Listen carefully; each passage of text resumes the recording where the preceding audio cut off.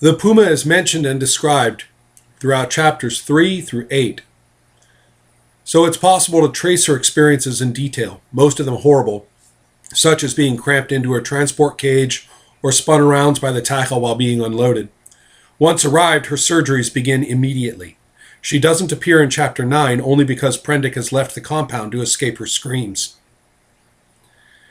Her voice changes in Chapter 10, after only a day or two of surgery, to the extent that Prendick is convinced that Moreau is operating upon a human person. In Chapter 14, Moreau speaks of intervening extensively into her brain, occasionally so distracted by his hopes for success, as he puts it, for a rational being, that he sometimes loses his train of thought when debating with Prendick. Whatever degree of human mental processing is developed by Moreau's techniques, which as I argue in this chapter is considerable, is well along its way. It's also at this point that the reader learns her gender. By the opening of Chapter 17, after the 6-week break in Prendick's narration, she has been subjected to almost 2 months of constant and extraordinary agony, permitted to heal between sessions only to be set upon again. When Moreau enters his laboratory, she shrieks, and here the text employs an interesting term. So indurated was I to the abomination of Moreau's laboratory that I heard without a touch of emotion the puma victim begin another day of torture. It met its persecutor with a shriek, almost exactly like that of an angry virago. What happens then is simple. She does what no other beast person has done, even those made from animals probably stronger than she is, such as the oxen or the bear.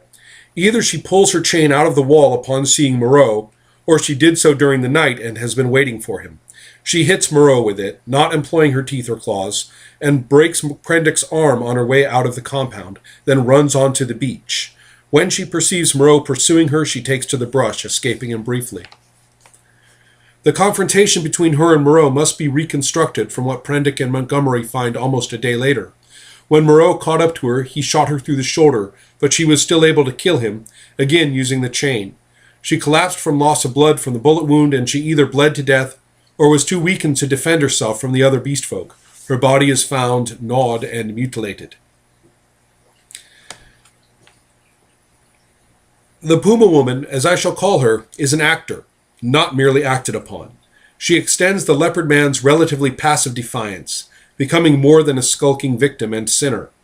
Consider her experience just prior to the escape. What did she know? What did she think? How long did it take to get that chain out of the wall? Was it a sudden surge of adrenaline, or had she tried all night, or even, possibly, over many nights? Her cry, almost that of an angry virago, isn't it the most easily identifiable moral voice in the story? Her agonized screams provided the backdrop to Moreau's and Prendick's debate in Chapter 14. Now, isn't this new cry, delivered not in agony, but in anticipation, effectively her decision to participate in that debate herself? Here, the story taps into the issues of justice that Moreau's and Prendick's debate missed entirely.